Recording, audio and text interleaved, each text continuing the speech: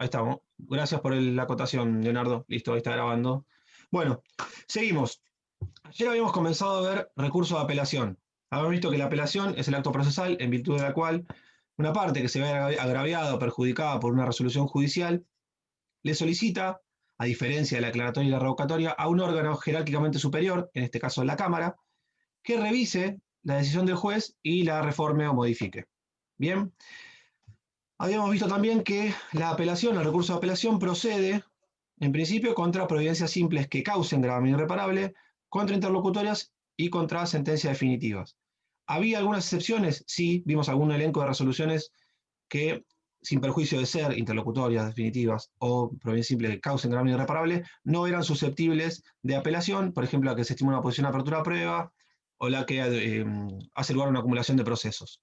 También vimos que si el proceso en cuestión fuera sumario o sumarísimo, el elenco de resoluciones apelables se acota. Artículos 494 si es un proceso sumario, 496 si es un proceso sumarísimo. Bien, hecha esta breve aclaración de lo que vimos ayer, acotación, vamos a entrar a analizar la forma en la cual se concede un recurso de apelación. En cuanto a la forma, que yo algo les había adelantado ayer, un recurso de apelación se puede conceder en relación o libremente. Bien, vamos a comenzar con el recurso de apelación concedido en relación. Como regla general, toda apelación se concede en relación. Bien, esta es la regla general en materia de recurso de apelación. Las excepciones son únicamente dos resoluciones judiciales: sentencia definitiva de proceso ordinario o sumario. Todas las demás apelaciones se conceden siempre en relación. Bien, la revisión por parte de la Cámara de la resolución judicial en los casos de recursos concedidos en relación es más acotada. Vamos a ver más adelante que cuando el recurso se concede libremente, el apelante puede ejercer unas facultades que están previstas en el artículo 255 del Código Procesal, que ayer les dije que es muy importante y hoy lo vamos a ver, que en los casos de recursos de apelación concedidos en relación no se pueden ejercer. Bien, la revisión es más acotada. ¿Dónde se funda un recurso concedido en relación? Bueno, la interposición siempre es ante el juez de primera instancia, no importa la forma en la cual se concede después. Siempre el recurso de apelación se interpone ante el juez de primera instancia. Si se concede, estamos hablando de apelación en relación, se concede, la concesión se notifica por nota, por Ministerio de Ley, y a partir de ahí comienza a correr el plazo para presentar lo que se llama memorial. El memorial es la fundamentación de un recurso de apelación concedido en relación. Vamos a ver que cuando se concede libremente, la fundamentación se llama expresión de agravios. Bien, entonces, vuelvo. Nos conceden el recurso de apelación en relación. A partir de ahí, comienza a correr el plazo de 5 días o 2, si fuera un proceso sumarísimo, para presentar el memorial, que es la fundamentación del recurso. ¿Qué es el memorial, al igual que una expresión de agravios? Se dice que es una crítica concreta y razonada de la resolución judicial que se cuestiona. No es ni más ni menos que puntualizar cada una de las cuestiones que, a juicio del apelante, fueron mal resueltas por el juez e indicando cómo debería haber procedido. ¿Bien? Entonces, es una crítica concreta y razonada sobre el fallo, puntualizando e indicando cuáles son los errores y cómo debió haber procedido el juez. No se puede hacer remisión a escritos anteriores, es decir, tal como dice a fojas tanto o con fecha tanto, ahora que el expediente es digital. No, hay que indicar por escrito los fundamentos. ¿Bien? ¿Qué se hace con este memorial? ¿Cómo es el trámite? Una vez presentado el memorial, el juez va a correr traslado, todo el juez de primera instancia, toda la sustanciación se hace en primera instancia, en recurso concedido en relación, el juez va a conferir traslado por plazo de 5 o 2 días, 5 días en la regla general, 2 días si fuera un proceso sumarísimo, y la contraparte, es decir, quien no apeló la resolución, podrá contestar ese memorial o no. ¿Bien? Contestado o no el memorial, se cierra la parte de sustanciación del recurso y ahí dentro del plazo de 5 días el juez de primera instancia lo debe elevar a la Cámara. El expediente se eleva a Cámara. Repito, entonces. Recurso de apelación concedido en relación. En principio, todas las apelaciones se conceden en relación. Todas. Salvo sentencia definitiva de ordinario o de sumario. Todas las demás resoluciones apelables se conceden siempre en relación. ¿Cómo es el trámite en el caso de los recursos concedidos en relación? Una vez que se interpone la apelación, el juez, obviamente, si encuadra dentro del elenco de resoluciones apelables, concede el recurso y a partir de la concesión del recurso de la notificación por Ministerio de Ley, por nota de ese proveído, comienza el plazo para el apelante para presentar la fundamentación, que se llama memorial. De ese memorial se confiere un traslado a la parte contraria, por nota también, el Ministerio de Ley, que podrá contestarlo o no. Una vez finalizada esta etapa de sustanciación del recurso, se elevan dentro de los 5 días las actuaciones al superior, a la Cámara. ¿Qué es lo que pasa cuando el expediente llega a Cámara? Si llega por primera vez, es decir, si nunca se había apelado una resolución anterior, lo primero que se hace cuando se llega a Cámara, se recibe en una mesa de entrada general y se procede a sortear la sala. ¿Qué es sortear la sala? Bueno, la Cámara de Apelaciones en lo Civil y Comercial de Mar del Plata, ustedes ya lo habrán visto en Elementos, o en Teoría General, creo que se llama ahora, tiene 3 salas compuestas por 2 camaristas, 2 vocales cada una, y a su vez un presidente que va rotando. ¿Qué es lo que se hace entonces cuando el expediente llega por primera vez a la alzada? Se sortea a ver qué sala va a intervenir en ese recurso de apelación. Bien, una vez efectuado el sorteo de sala, quedará, por ejemplo, radicado en la sala 1. En los casos de recurso de relación, una vez que se radica la sala, ya el expediente se llama autos para sentencia, y una vez consentido llamado autos para sentencia, que consiente en 5 días, se dicta resolución. Bien, entonces reitero, si el recurso fue concedido en relación, si va por primera vez a Cámara, lo primero que se hace es sortear la sala. Una vez que se sortea y queda radicado, se dicta un proverbio en el cual queda radicado las actuaciones y se llama autos para sentencia inmediatamente. Autos para resolver en realidad, porque no es una sentencia. ¿Qué pasa si ya había ido anteriormente a la Cámara? Si, por ejemplo, había ido 2 años antes del expediente y había intervenido en la sala 2, bueno, cuando vaya nuevamente va a ir siempre a la misma sala. ¿Bien? La radicación es definitiva. Si el expediente ya fue una vez, cada vez que se apela una resolución judicial va a ir a la misma sala que había tocado con anterioridad. Dijimos entonces, se llaman autos para resolver y se dicta la resolución. ¿Cómo es la resolución judicial que resuelve, valga la redundancia, siempre repito para que se entienda claro, un recurso de apelación concedido en relación? El voto es impersonal. Es decir, no se dice qué vocal votó. Si votó el camarista 1 o votó el camarista 2. Se dicta en forma impersonal. No hay voto individual de los jueces. Primera diferencia, bueno, en realidad ya habíamos dicho las facultades, otra diferencia, mejor dicho, con el recurso concedido libremente, en el cual cada uno de los jueces va a votar individualmente. Lo vamos a ver con posterioridad. En el recurso concedido en relación, las resoluciones se dictan en lo que se llama en forma impersonal. ¿Por qué impersonal? Porque uno no sabe qué juez redactó el voto ese. ¿Bien? Lo firman y no hay voto individual. ¿Bien? No se pueden ejercer facultades probatorias en el caso de apelaciones concedidas en relación, como sí se puede en el caso de apelaciones concedidas libremente, que lo vamos a ver inmediatamente. Bien, entonces, rápidamente, recurso concedido en relación es muy sencillo. Se interpone en primera instancia, se funda en primera instancia a través de lo que llaman memorial, se sustancia esa fundamentación en primera instancia y una vez cerrado ese trámite de sustanciación, se remiten las actuaciones a la alzada. Una vez que llega, se sortea la sala si es que nunca había ido. Una vez efectuado el sorteo de sala, queda en condiciones de resolver. ¿Por qué? Porque acá no se pueden ejercer ninguna facultades. El apelante no puede ejercer ningún tipo de facultades en Cámara. Y se dicta una resolución que es en forma impersonal, es decir, no hay voto individual de los jueces. ¿Bien? ¿Quedó claro? Sí, sí. Fantástico. Yo tengo una Buenísimo. única duda. ¿La radicación de sala es una providencia de presidencia? Yo tenía con ese nombre cuando estudié elementos. ¿Se llama Sí, así? exacto. Bien. Porque es así, muy buena pregunta. Una vez que llega el expediente a Cámara, por primera vez, hay una mesa de entrada general. Se realiza el sorteo, sale sorteada la sala 2. Esa providencia que dice qué sala salió sorteada, la firma el presidente de Cámara. Es una providencia simple que la firma el presidente de Cámara. Y ahí queda radicado inmediatamente en la sala 2. Es una buena acotación. Las providencias simples de radicación la firma el presidente de Cámara. ¿Bien? Que es alguien que no integra en forma directa ninguna de las salas. Hay 2 jueces en sala 1, 2 jueces en sala 2, 2 jueces en sala 3 y un presidente, que sirve para dirimir cuando hay votos uno contra uno o cuando hay alguna excusación o recusación en un expediente. Y además, para firmar entre algunas providencias que firma, una es la radicación de sala, la firma el presidente de Cámara. ¿Bien? Genial. Recurso conseguido en forma libremente. Este es un poquitito más complejo. El de recién vieron que es bastante sencillo, no tiene mayores complejidades. Bueno, el libremente es un poquitín más complejo. Recurso concedido libremente. ¿Contra qué resoluciones procede? Como les decía antes, sentencias definitivas de proceso ordinario o sumario. ¿Bien? El único recurso de apelación que se concede en forma libre, y lo repito 1000 veces para que se lo graben para siempre, y además porque si llegan a errar, este tema si por ejemplo lo contestaran mal, puede ser eliminatorio, porque es central. Y es muy grosero el error. ¿Vieron como que le dijimos en el parcial pasado que si el error era muy grosero, independientemente de que tuvieran varias preguntas bien contestadas, igual pueden desaprobar? Ustedes pueden pensar que eso es injusto, pero cuando sean abogados o si tienen familiares abogados y le comentan que contestaron mal una pregunta de ese tenor, van a ver que les van a decir que es correcto. Porque no todas las cuestiones tienen igual trascendencia. ¿Bien? Bueno, entonces reitero. El recurso concedido en forma libre o libremente procede únicamente contra apelaciones, contra sentencia definitiva de proceso ordinario o sumario. ¿Cómo es el trámite? Se interpone ante el juez de primera instancia. La apelación siempre se interpone ante el juez de primera instancia.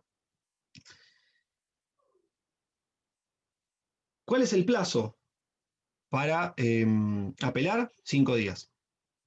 Tanto en ordinario como sumario. El plazo para deducir el recurso de apelación va a ser de 5 días. Bien. Una vez que lo concede el juez, y que queda firme esa concesión del recurso, porque ¿qué podía pasar si el juez concedía el recurso mal? Si tenía que ser libre y lo concedía en relación o al revés. ¿Qué es lo que podía hacer el apelante? Lo vimos ayer. Pues, La Pedir la, rectificación. pedir la rectificación de 3 Exacto. días. Pedir la rectificación dentro de los 3 días. Por ende, volvemos. Interpongo un recurso de apelación contra una sentencia definitiva de ordinario o sumario. Tengo 5 días para interponer este recurso desde notificada la sentencia por cédula. Que hasta ahora, hasta la pandemia, era en el domicilio físico constituido, ahora se está notificando en el domicilio electrónico constituido, la sentencia definitiva. Salvo que fuera un rebelde, en cuyo caso deberá notificarse en el real. No notifican la sentencia definitiva por cédula. A partir de nuestra notificación tenemos 5 días, no importa si es sentencia definitiva de ordinario o sumario, en ambos procesos de 5 días para interponer recurso de apelación. El juez lo concede, y una vez que queda firme la concesión del recurso, lo que se hace es directamente se remiten las actuaciones a Cámara. ¿Bien? ¿Qué es lo que pasa cuando el expediente llega a Cámara? Lo primero que se hace, sortear salas, si es que nunca había sido, que nunca había ido con oportunidad de apelaciones anteriores. Y una vez que está radicada la sala, lo que hace el secretario de la sala que salió sorteada es dictar lo que se llama providencia de autos. ¿Bien? ¿Para qué sirve la providencia de autos? Que se notifica por cédula. La providencia de autos se notifica por cédula, porque a partir de la notificación por cédula, a la o las partes que apelaron, les empieza a correr el plazo para ejercer 2 facultades distintas. La primera y obvia, para fundar su recurso de apelación. Bien, el plazo para fundar la apelación, concedida en forma libre, es de 10 días si se atacó una sentencia de proceso ordinario y de 5 si se atacó una sentencia de proceso sumario. Ojo, porque acá el plazo sí es diferente. Para apelar era el mismo, 5 días, 5 días. Para fundar el recurso, es decir, para expresar agravios, vimos que en el de relación se llamaba memorial, en el concedido en forma libre se llama expresión de agravios. Para expresar agravios, los plazos son diferentes. Si lo que se apeló y se concedió en forma libre fue una sentencia definitiva de proceso ordinario, el plazo para fundarlo, el plazo para expresar agravios, es de 10 días. Si lo que se apeló fue una sentencia definitiva de proceso sumario, el plazo para expresar agravios para fundar es de 5 días. No te preocupes, Karen, por hacer silencio, que yo igual no escucho porque tienes el micrófono silenciado. Así que estabas callando a alguien, no escuché nada. Si me insultabas, no Sí, te no, preocupes. es que en mi caso no entiende que hay curso online. No pasa nada, la mía tampoco, estoy escuchando un griterío, noticiero de fondo, no pasa nada. Bueno, seguimos. Entonces, 10 o 5 días. Además, desde notificado esta providencia de autos, corre un plazo que es de 5 días para los dos, para ejercer las facultades del artículo 255 del Código Procesal que vamos a ver a continuación, después de explicar unas cositas antes. Bien, entonces reitero. Se apeló una sentencia definitiva de ordinario sumario. El juez lo concedió en forma libre. Una vez que quedó firme esa providencia que concedió, queda firme por el Ministerio de Ley, que concedió el recurso de apelación, lo eleva a la Cámara. Se sortea a sala si es que no había ido en oportunidades de apelaciones anteriores, se sortea a la sala, y una vez que queda radicado en la sala, el secretario de la sala que haya salido sorteada dicta lo que se llama providencia de autos. Esa providencia de autos se notifica por cédula, y a partir de ahí corre el plazo, tanto para fundar el recurso como para ejercer las facultades del artículo previstas en el artículo 255 del Código Procesal. Para fundar el recurso, que se funda a través de una expresión de agravios, que es, al igual que memoria, una crítica concreta y razonada de la sentencia definitiva en este caso, puntualizando cuáles son los errores de derecho o de hecho y cómo debió haber resuelto el juez. El plazo para expresar agravios para fundar este recurso de apelación es de 10 o 5 días, según lo recurrido fuera una sentencia definitiva de ordinario, 10 días, o de sumario, 5 días. Ahora bien, el plazo para ejercer algunas de las facultades previstas en el artículo 255 es de 5 días para ambos recursos. ¿Bien? ¿Hasta ahí estamos? Bueno, como ninguno dijo nada, supongo que sí. De esta fundamentación, de esta expresión. Sí, no ¿Puede sé quién habla. repetir eso? Yo, Abril, ¿puede repetir eso último del artículo 255, el tema de los plazos? Bien, perfecto. Les decía, cuando queda radicado en la sala, el secretario dicta la providencia de autos que se notifica por cédula, comienza a correr dos plazos le empiezan a correr la parte. Una para expresar agravios y otra para ejercer, si quiere, alguna de las facultades previstas en el artículo 255. Para expresar agravios, es decir, para fundar los motivos por los cuales la sentencia apelada es errónea, tiene 10 días si es un proceso ordinario, una sentencia definitiva de ordinario, o 5 si fue una sentencia definitiva de sumario. Para ejercer las facultades previstas en el artículo 255, que ahora cuando les diga cuáles son se va a entender mejor, para ejercer esas facultades, no importa si fue una sentencia definitiva de ordinario o de sumario, en ambos es 5 días desde notificado de la providencia de autos. Por ende, si ustedes lo analizan con sentido común, en el caso de un sumario, ambos plazos son de 5 días. En el caso de una sentencia definitiva de ordinario, tienen 5 para ejercer las facultades y 10 en total para expresar agravios. ¿Se entendió, Abril? Sí, muchas gracias. De nada. Bueno, expresaron agravios. Lo que hace el juez es sustanciar por 10 o 5 días, perdón, según se haya apelado una sentencia definitiva de ordinario, traslado por 10 días, o de sumario, traslado por 5 días,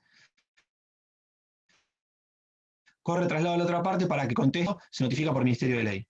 Chico, Siempre, perdón, también perdón otra que te regla, interrumpa, ante la Pato. duda, siempre las notificaciones. No se escuchó, no sé si me pasó a mí o le pasó al resto, no se escuchó lo que dijo. Se cortó. Repito, Se puede ser. cortó. Sí, puede ser porque la conexión no la veo con todas las rayitas, así que puede ser. Repito, una vez expresado agravios, lo que se hace en cámara es sustanciar, es decir, correr traslado de esa expresión de agravios a la parte contraria. Ese traslado se notifica por nota, por Ministerio de Ley, y será por 10 días si lo que se había apelado era una sentencia definitiva de ordinario, o por 5 si lo que se había apelado era una sentencia definitiva de proceso sumario. ¿Bien? Entonces reitero, una vez que se expresaron agravios, se sustancia con la parte contraria por 10 o 5 días según el tipo de resolución judicial que se hubiera apelado. Si es definitiva de ordinario, 10, si es definitiva de sumario, 5. ¿Bien? Ese traslado se notifica por Ministerio de Ley. Lo que les iba a decir, que es un error muy común que cometen en exámenes, es que siempre ustedes ante la duda, en materia recursiva, casi todas las notificaciones operan por Ministerio de Ley, salvo la providencia de autos, que les nombraba recién, que se notifica por cédula. Así que si tienen dudas, es como les decía ayer lo del plazo de 5 días, ante la duda en torno a la notificación, principio general, artículo 133, se notifica por Ministerio de Ley. ¿Bien? Se sustanció, se expresó agravio, se corrió traslado, se contestado o no. Si las partes no ejercieron las facultades que vamos a ver ahora del 255, si ninguna de las dos, si hubiesen apelado los dos, ¿no? Si el apelante, que pueden ser una o ambas partes, no hubiese hecho manifestación de que quería ejercer alguna de las facultades del artículo 255, que las vamos a ver a continuación, lo que se hace es ya llamar autos para sentencia. Bien. Acá corto y después retomo cómo se procede con autos para sentencia, con el acuerdo, etc. Corto acá. Pero entonces, les reitero, si se expresaban agravios, contestado o no, el apelante o los apelantes, si hubiesen apelado más de uno, pueden apelar todos la sentencia, obviamente, no decidieran ejercer las facultades previstas en el artículo 255, ninguna de ellas, que ahora vamos a ver cuáles son, en ese caso el expediente ya estará en condiciones de dictar sentencia. Salvo siempre sepan que los jueces tienen facultades de dictar lo que llaman medidas para mejor proveer, ¿no? Que lo vieron en la primera parte, no lo vamos a reiterar, artículo 36. Si no consideran que debe dictarse una medida para mejor proveer, ya el expediente ahí estaría en condiciones de dictar sentencia definitiva. Hasta acá cortamos y después les voy a explicar esa parte. ¿Bien? Volvemos. Yo les dije que una vez que se radicaba apelación, concedida en forma libre, una vez que se radicaba se dictaba la providencia de autos por cédula y tenían 5 días para ejercer las facultades del 255, que ya lo repetí muchas veces. Por ende, debe ser importante. Si Gropo lo repite tantas veces, algo importante debe tener ese artículo. Bien. Y ya lo deben haber leído, supongo ayer, porque lo dije ayer. Adriana se ríe, Juan se ríe, Karen se ríe, supongo que ya lo habrán leído. Dice, si este pibe habla tanto de esto, este docente habla tanto de esto, algo importante debe tener. Bueno, sí. ¿Para qué sirven las facultades del 255? Dentro de los 5 días notificados por cédula de la providencia de autos, si lo apelado fue una sentencia definitiva de ordinario o sumario, se pueden ejercer un elenco de facultades. ¿Cuál es la primera que tienen? La posibilidad de fundar aquellas apelaciones que habían sido concedidas con efecto diferido. Ayer les nombré por arriba que era efecto diferido, lo vamos a ver a continuación, pero existen algunas resoluciones judiciales previstas en forma expresa y taxativa en el Código Procesal, en cuyo caso, si uno la cuestiona, se interpone el recurso de apelación en plazo, 5 días, siempre 5 porque en sumarísimos no hay ninguna con efecto diferido, se interpone 5 días, pero no se funda. El recurso queda ahí. Se concede y no se funda. ¿Y qué pasa? Una vez que se apele la sentencia definitiva y el expediente vaya a Cámara y nos notifiquen por cédula de providencia de autos, a partir de ahí tendremos 5 días para fundar esa apelación que en su momento me había sido concedida con efecto diferido. Un ejemplo, después lo vamos a ver de vuelta, es si hay un incidente en el medio del proceso, se resuelve alguna incidencia y me imponen las costas, y yo entiendo que en realidad no, yo había ganado y Candela Figueroa es la que tiene que pagar las costas, pero el juez me las impuso a mí, yo apelo dentro de los 5 días, apelaré la imposición de costas de este incidente. El juez me concede el recurso de apelación y queda ahí. ¿Por qué queda ahí? Porque el tratamiento, la fundamentación y el tratamiento del recurso se va a diferir, por ese efecto diferido, para el momento en el cual el expediente esté en Cámara tratando la apelación de la sentencia definitiva. Y acá, si ustedes razonan un poco, se los dije muy rápido, por eso es difícil que lo razonen, ustedes podrían decir, pero para. Vos me estás diciendo que la fundamentación de una apelación concedida con efecto diferido se va a hacer una vez que se haya apelado la sentencia definitiva y el expediente esté en Cámara para tratar ese recurso. Ahora, ¿y qué pasa si la sentencia me salió 10 puntos? Si yo había pedido 100 y me dieron 100. ¿Qué pasa ahí? No lo contesta. Quedarán firmes respectivamente, pues ya sabrá. Porque no hay que fundamentar igual. ¿Por qué no?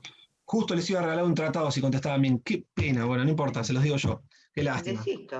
Victoria se ríe, podrías haber contestado y te lo ganabas. Bueno, no importa, quedará para próximas materias, chicos, lo siento. ¿Qué es lo que pasa? ¿Qué es lo que tendrían que hacer ustedes? Yo les decía que si apelábamos costas en un incidente, me van a conceder el recurso con efecto diferido. ¿Cuándo se va a fundar ese recurso y se va a tratar? Cuando se apele la sentencia definitiva. Entonces, si la sentencia me salió 10 puntos, yo reclamé 100 contra Walter y me condenó el juez a 100, perfecto, inmaculada, igual la voy a tener que apelar, esa sentencia definitiva. Yo igual la apelo. La apelás.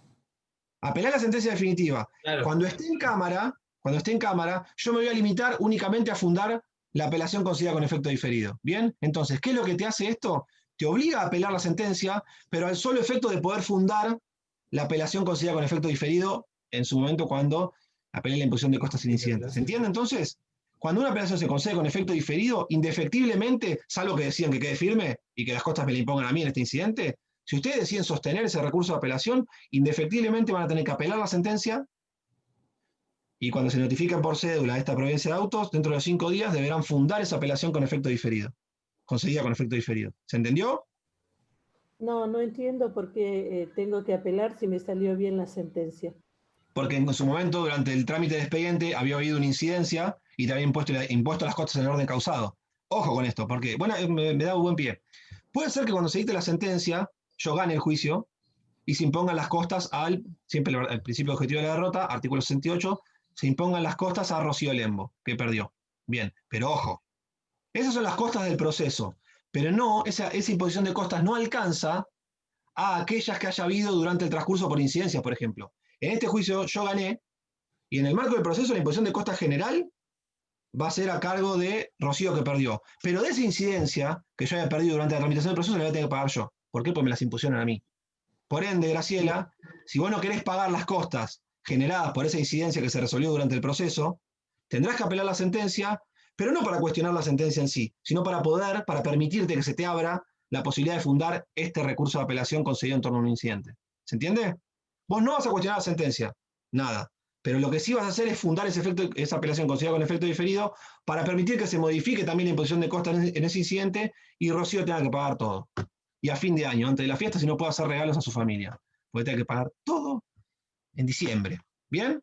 Entonces, primera facultad que se puede ejercer en los recursos concedidos en forma libre, la fundamentación de apelaciones concedidas con efecto diferido. ¿Bien? Estas apelaciones que se habían concedido con efecto diferido se fundan dentro de los 5 días y la Cámara las resuelve antes del dictado de la sentencia definitiva, del pronunciamiento definitivo.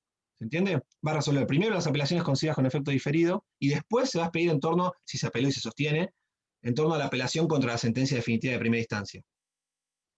Existe algún supuesto en el cual no se va a expedir sobre la sentencia definitiva de primera instancia, que es cuando lo que se había apelado era la resolución de alguna excepción previa de desistimiento del derecho, de transacción o de conciliación. Si ahí resuelve que se concede la apelación, en ese caso de excepciones, se concede con efecto diferido. En cuyo caso, si estando en cámara modifica esa excepción previa y hace lugar, por ejemplo, a una transacción, no se va a expedir sobre la sentencia definitiva. ¿Por qué? Porque acá terminó por un modo anormal. Modificando esa apelación sobre una excepción previa que había sido resuelta durante el juicio y cuya apelación se había conseguido con efecto diferido, modificándola, no tiene sentido después dictar sentencia definitiva. Reitero, a ver si se entiende mejor. Durante el marco del juicio se dedujo una excepción previa de transacción, por ejemplo. El juez me la rechazó, me la desestimó. ¿Se puede apelar ese desistimiento que va por interlocutoria de una excepción de transacción? Sí. La apelación va a ser considerada con efecto diferido. ¿Qué quiere decir? Interpongo el recurso, pero tanto la fundamentación, como la sustanciación, como la resolución, se va a diferir para una vez que se apele la sentencia definitiva. Entonces, estando en cámara, fundo esa apelación al que había sido considerado con efecto diferido, y si la Cámara me hiciera lugar a la excepción de transacción, ya no tendría sentido expedirse sobre la sentencia. ¿Por qué? Porque haciendo lugar a la excepción de transacción, el juicio terminó por un modo anormal de terminación del proceso. ¿Se entiende? Es el único caso en cuyo caso no va a tener, el único supuesto, perdón, en cuyo caso no va a tener sentido dictar una sentencia definitiva con posterioridad para la Cámara. ¿Por qué? Porque la modificación acá torna abstracto expedirse sobre la segunda cuestión. ¿Bien? Dejo desierto el recurso de la sentencia definitiva. Dijo Néstor, no sé en qué momento pusiste eso en el chat porque no lo leí. Así que eso no. La deserción es cuando no se funda en término o cuando se funda en forma insuficiente un recurso.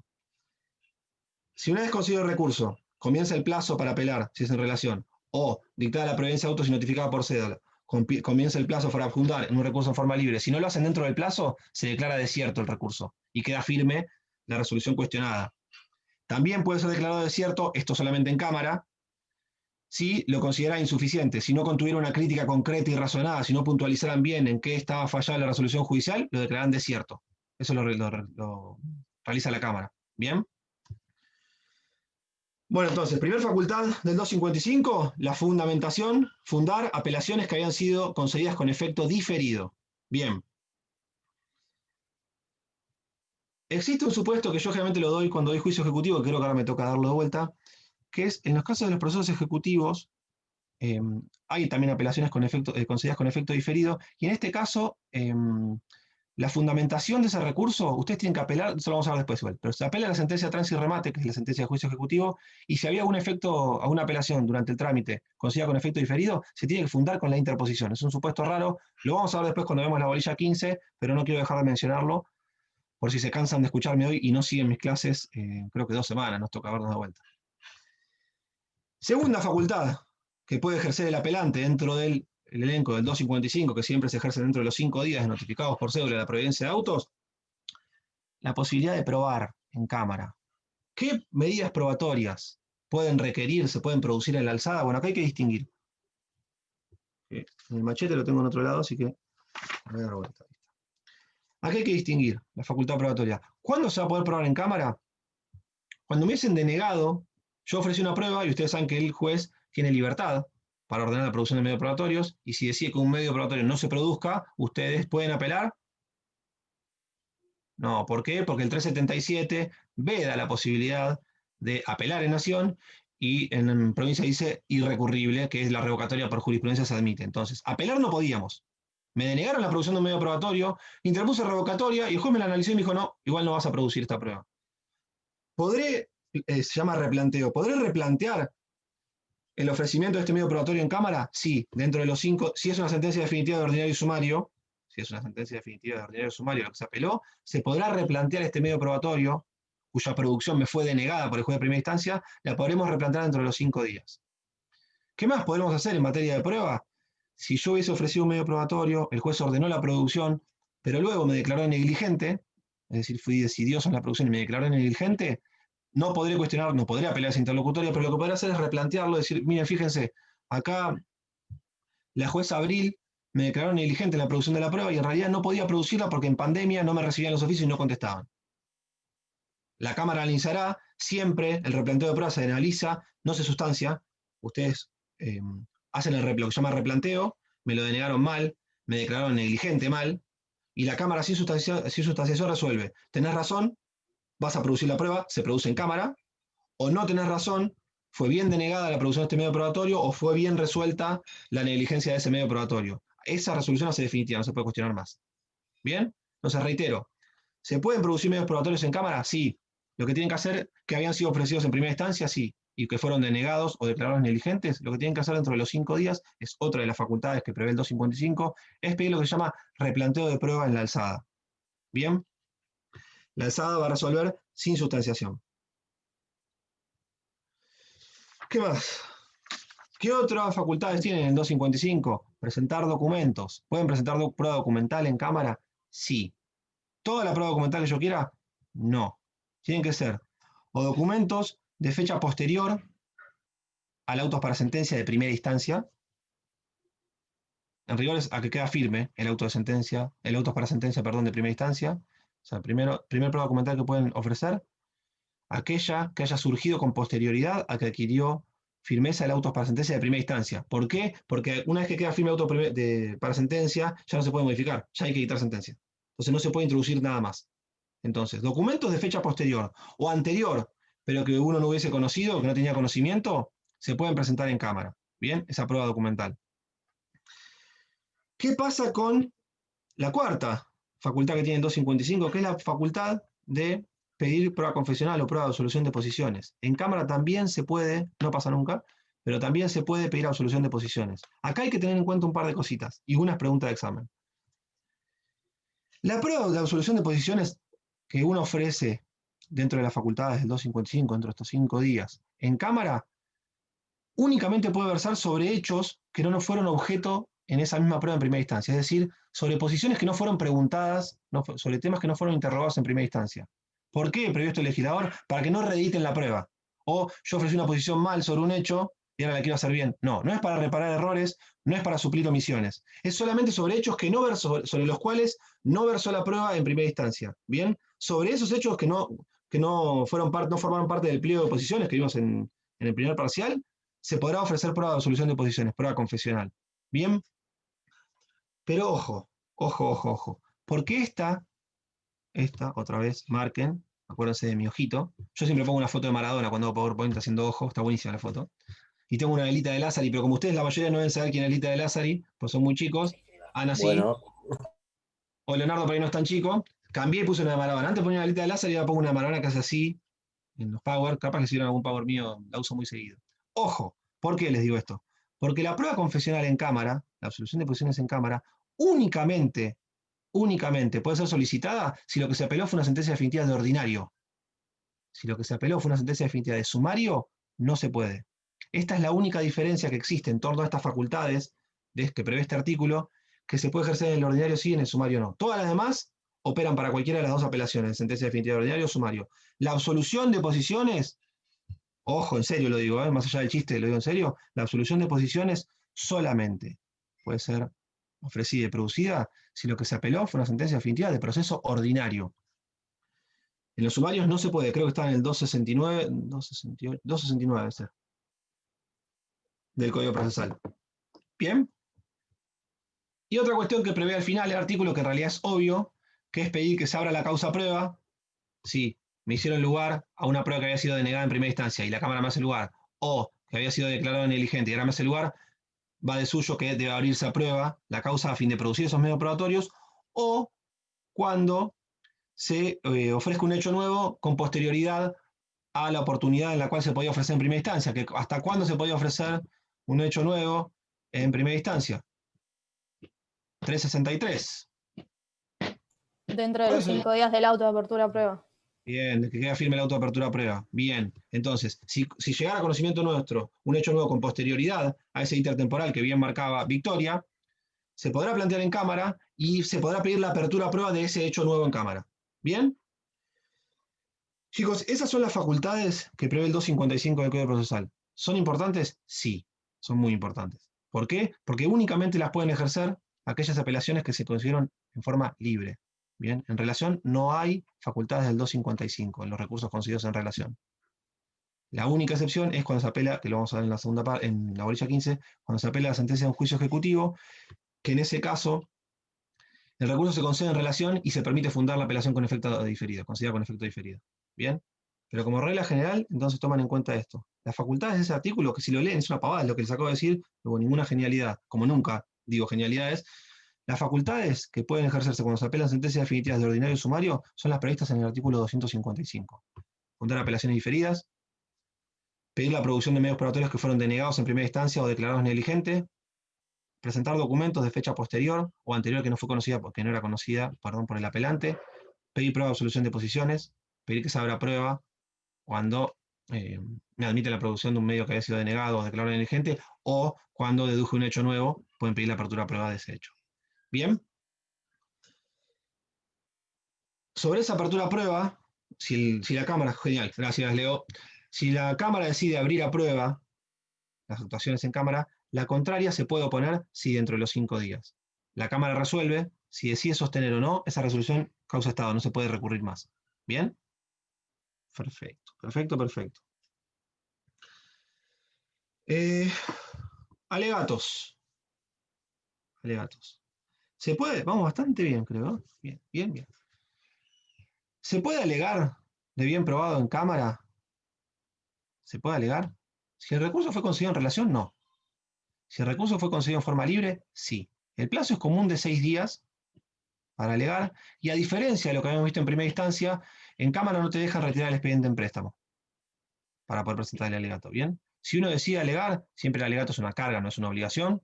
En Cámara no se puede retirar el expediente para alegar, perdón, como sí se podía hacer en primera instancia. Y el plazo es común de 6 días. Y a su vez, existe una figura que está en desuso, pero que el doctor Constantino, por eso siempre lo digo, le encantaba tomarlo, cuando tomábamos en forma oral, que es lo que se llama informe in voce. El informe in voce no es ni más ni menos que alegar de bien probado, pero en forma oral. ¿Bien? Es el alegato de bien probado efectuado en forma oral. Como regla, el alegato se presenta en forma escrita, si quieren. Obviamente es una carga, no es una obligación. Si no alegan, no pasa nada. Sí, pero en Cámara lo que se permite es hacer lo que se llama informe in voce, que es alegar de bien probado en forma oral. ¿Qué es lo que debe hacer la parte si deseara alegar en forma oral? Lo que debe hacer es, dentro de los 5 días de que se le notificó esta providencia de autos por cédula, manifestar que en su oportunidad, es decir, cuando estén producidas todas las pruebas que él va a replantear o que va a solicitar en Cámara, va a alegar en forma oral.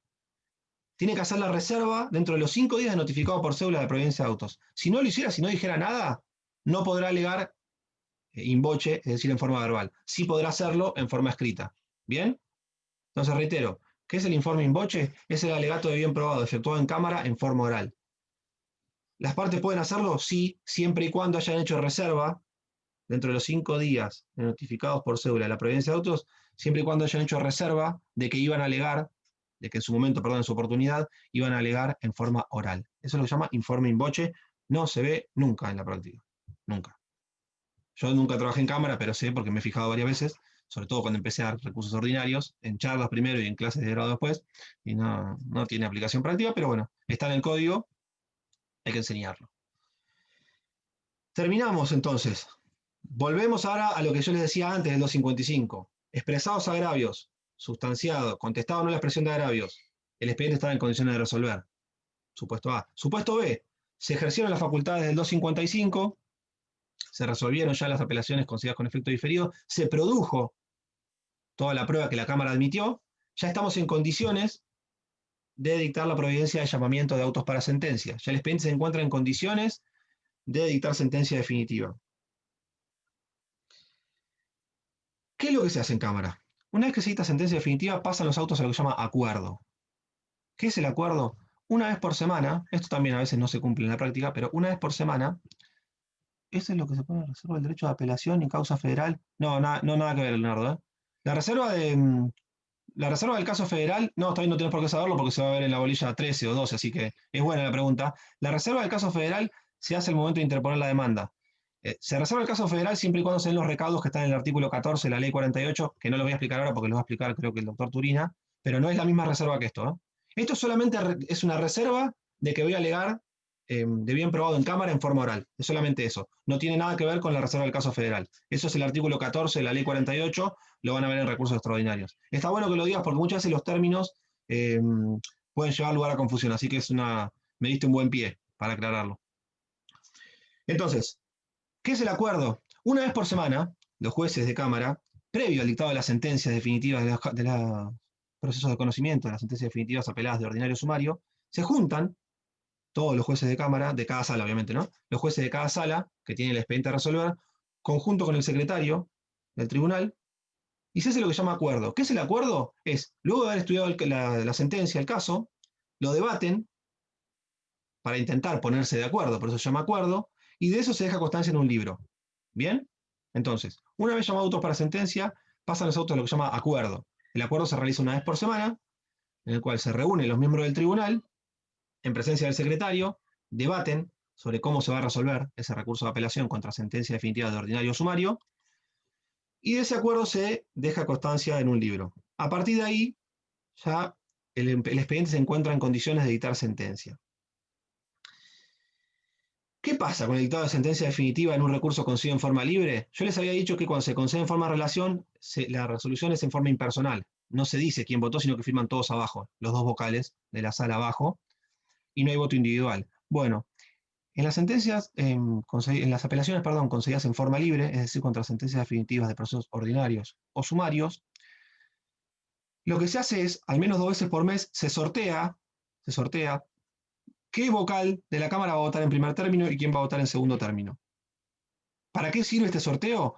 Para, en aquellas apelaciones concedidas en forma libre, para ver quién va a transcribir sus fundamentos primero y quién va a hacerlo después. ¿Por qué? Porque en el caso de las sentencias de Cámara que resuelven apelaciones concedidas en forma libre, el voto va a ser individual. Cada uno de los jueces tiene que votar individualmente. A la primera cuestión, el doctor Patricio Gustavo Oropo dijo, pum.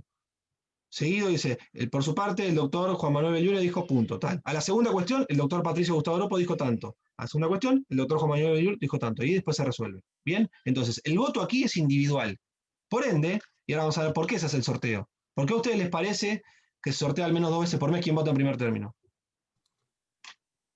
Para rotar, digamos, para tener una cierta rotación. Sí, pero en realidad es algo... claro, está bien, no podrían nunca saberlo si no hubiesen leído una sentencia de Cámara. Porque, ¿qué pasa? Se vota en forma individual. Siempre se vota por la afirmativa o por la negativa, se dice. Confirmando o revocando la sentencia de primera instancia.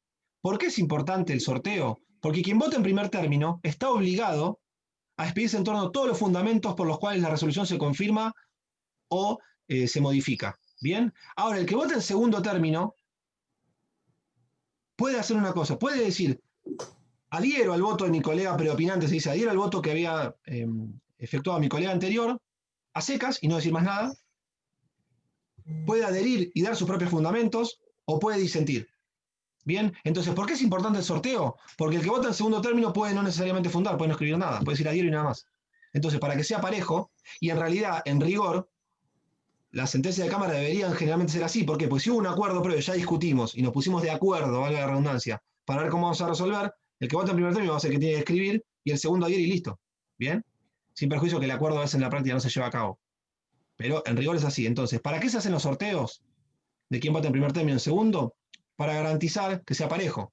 El que vota en primer término, indefectiblemente, tiene que decir si vota por la afirmativa o por la negativa, es decir, confirma la resolución de primera instancia o la corrige, la modifica, tiene que votar por la afirmativa o por la negativa y dar los fundamentos, sí o sí, el que vota en primer término. El que vota en segundo término o en tercer término, si fueran salas de más de 2 jueces, en Mar del Plata, por ejemplo, son 3 salas de 2, le decía yo, en Azul, donde yo trabajaba hasta el 2011, son 2 salas de 3 vocales cada uno. Entonces ahí votan en primer término, segundo término y tercer término. Los que votan, si seguidos al primero, pueden adherir y no fundar. Adhiero al voto y nada más. De mi colega preopinante se dice y nada más. Pueden adherir y a su vez dar sus fundamentos, o pueden disentir y ahí obviamente tendrán que fundar el porqué disienten. ¿Bien?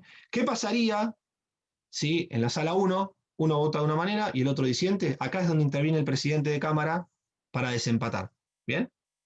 Que el presidente de Cámara o quien integre la sala, si es que el presidente fue recusado, quien integre la sala, se llama integración de sala, porque pues se integra con un juez de afuera, de la propia Cámara, pero por fuera de esa sala, podrá adherir al voto de alguno de los dos o adherir y fundar.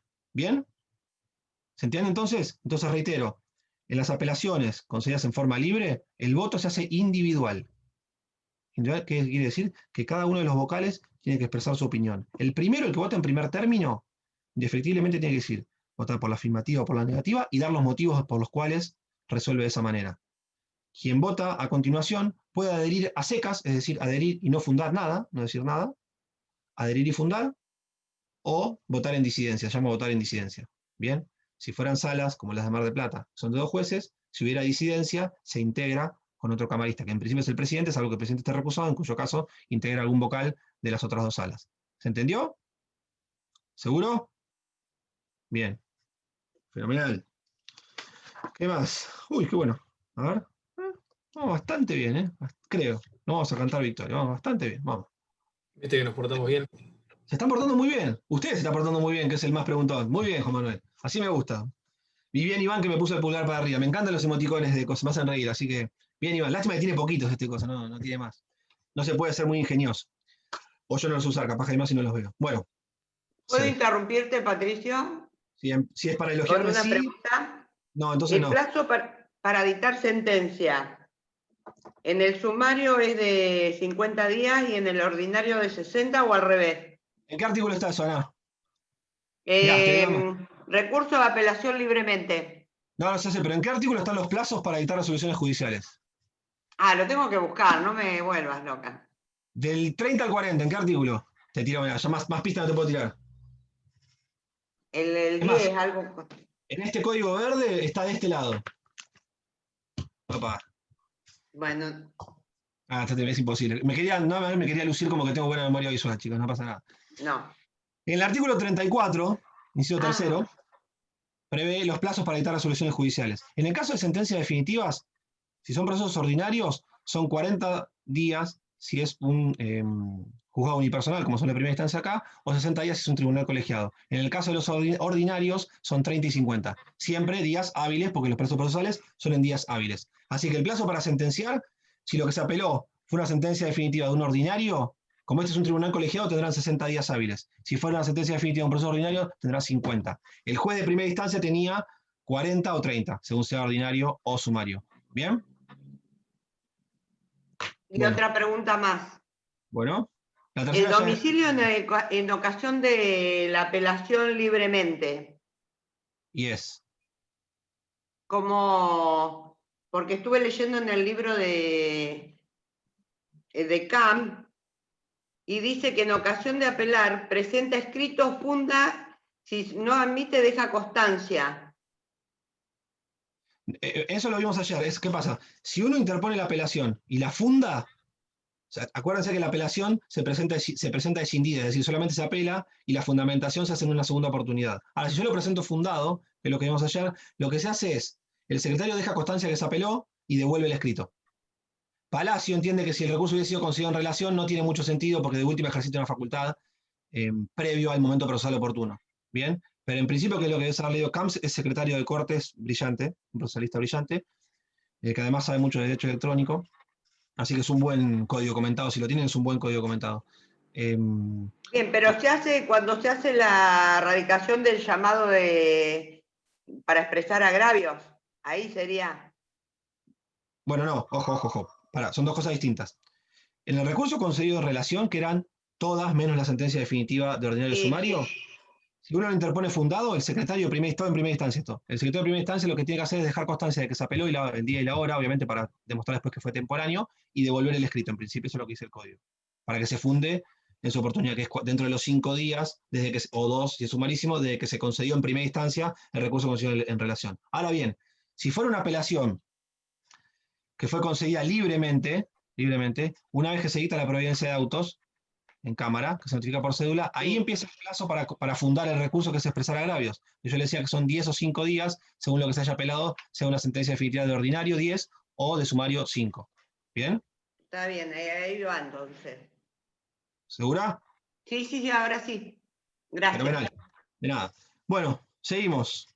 Acá terminamos con forma, libremente y en relación. ¿Bien? Ahora vamos a pasar a los efectos. Que Ana me dijo que se le hacía un matete, hoy me puso por mail que se le hacía un matete con los efectos. Vamos a ver si Gropo logra disipar esas dudas. Seguramente no, pero Camps seguro que sí. Así que no hay problema, Ana. El plan B seguramente va a ser mejor que que es escucharme a mí a las 9:10 de la noche. ¿Qué pasa con el efecto? Acá hay que hacer 2 distinciones. Primero, yo les decía ayer, en cuanto a la posibilidad